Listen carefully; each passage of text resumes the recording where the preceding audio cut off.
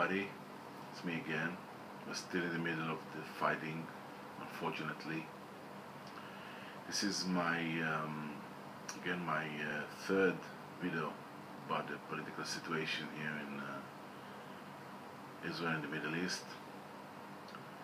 And by the way, few of my subscribers unsubscribed to my channel. I think due to my to the start of this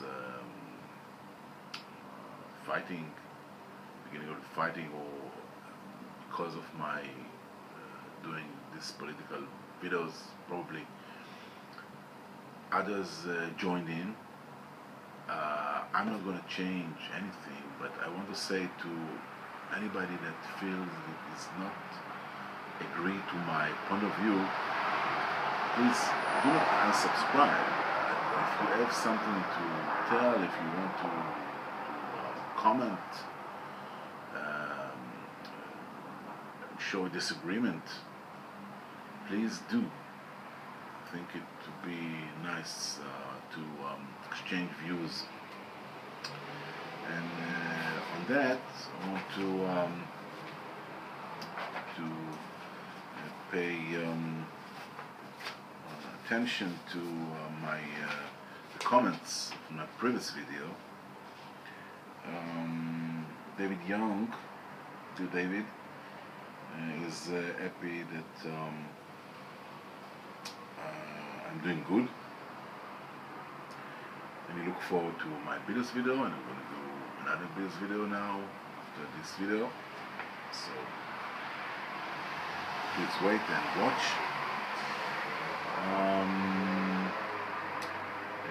Dimebag Dave, dear Dave, my friend, he said that he acquired new friends in the VC. That's nice, and I am one of them. It's very nice to be. And he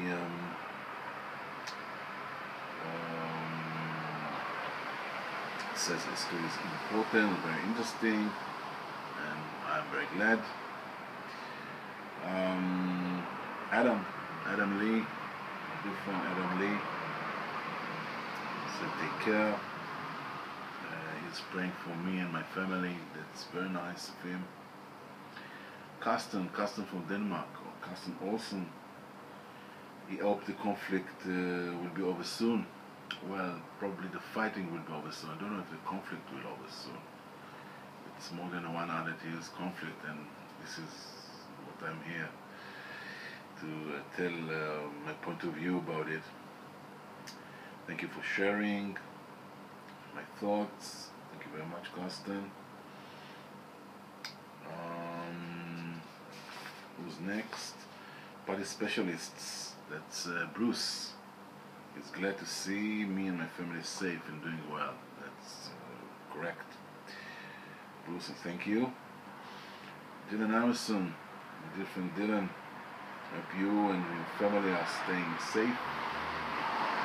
I think we do, just for now.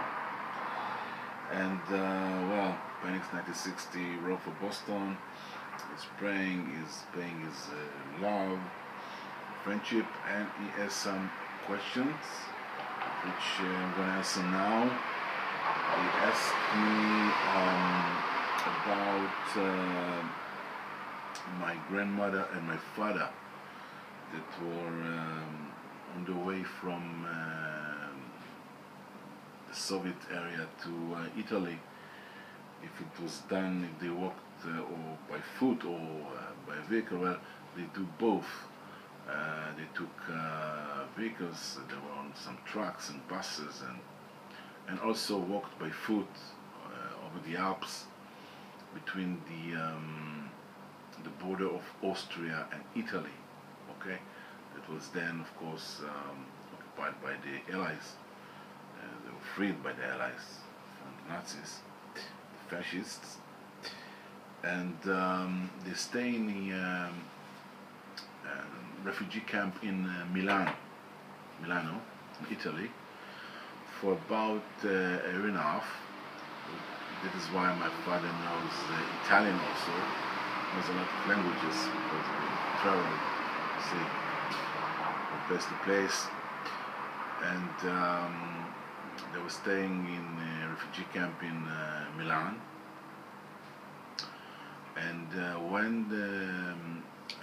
after the declaration of Israel in 1948, they were allowed to immigrate to Israel by boat from Italy. And what was happened that he was when he was then 13, my father was 13, and he was sent to a kibbutz. It's a farm, a collective farm in Israel, kind of. And he was with one of his relatives that immigrated to Israel before the Holocaust. So they were, of course, was not survivors, but they were safe here. And his mother, my grandmother, were living in Jaffa, which is a town by the border of Tel Aviv, and Tel Aviv and Jaffa become integrated, become one city. And after that, my father was worked. He began to study in a school. He needed, of course, to get a lot of things that he missed during the Holocaust. But he was a quick learner. And in high school, he also worked in the evening in the power factory for electricity in Tel Aviv, for to make living for him and for my grandmother. By the way, my grandmother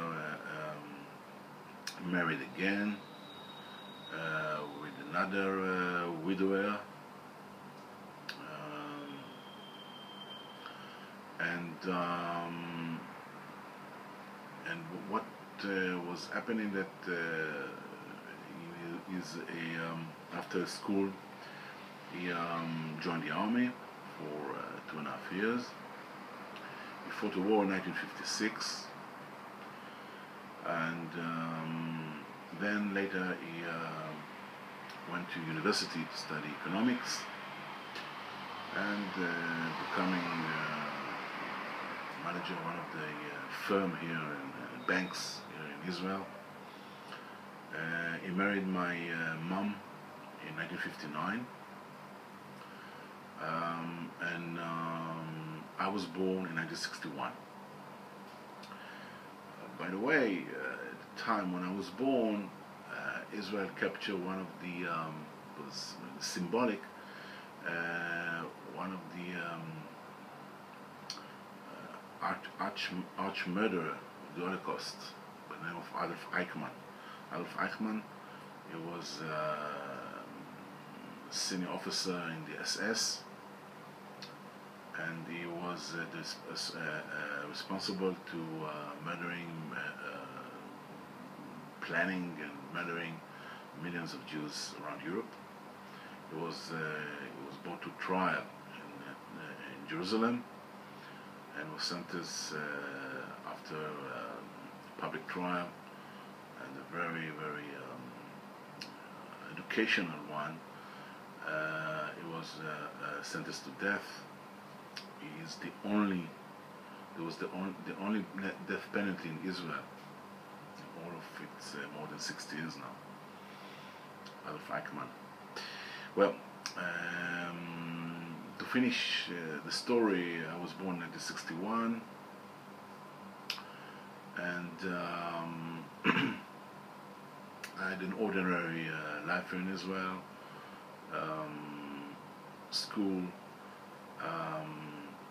high school, after that my military service, 3 years, and then university. I studied history, and later laws. I graduated law school, and got married, and I have two very nice children, son and a daughter and a son. That is my personal family background, which I think probably put in perspective some of the things that I'm going to talk about now in a broader sense. And I want to start at the beginning. And I'm going to the beginning when I'm doing it, telegraphic, because I'm not going. It's not an history lesson, basically. But start in the ancient times, because you need to understand the background of the conflict in a broader sense. And the Jewish nation become a nation during the ancient time of the Bible. I'm not going to talk about, lots of traditional stories or question of fate. It's not my business here. In the history view, from the history point of view, we are talking about the Second Temple, which is a few hundred years ago before Christ that was established here. And this was the making of the Jewish nation at the time, when all the other people that live in what was then land of Israel, Palestine, you can choose any word for it, were tribes, paganic tribes, hadn't had a sense of nationality in any sense, I think. And the Jewish people, of course, wrote the Bible, if you say, and had the sense of nationality, of religion, monotheistic. It was the first monotheistic idea in the world. Monotheistic, of course, the idea of one God, and a sense of unity.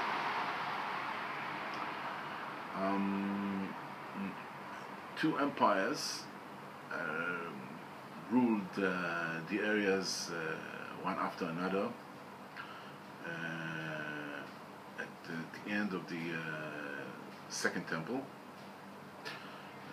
the Greeks, the ancient Greeks, who at one time tried to force the Jews not to believe or not to make sacrifice to this one God. They wanted to, of course, the paganic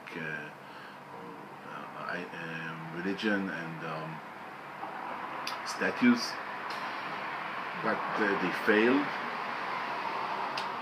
and the Jews fought against the Greeks and one time succeed. The success was, by the way, was due to the rising of another empire, which I'm going to talk in my next video, the Roman Empire. Until my next video, take care everyone. I'm going to do now a Beatles video, so watch it if you like it. Bye bye.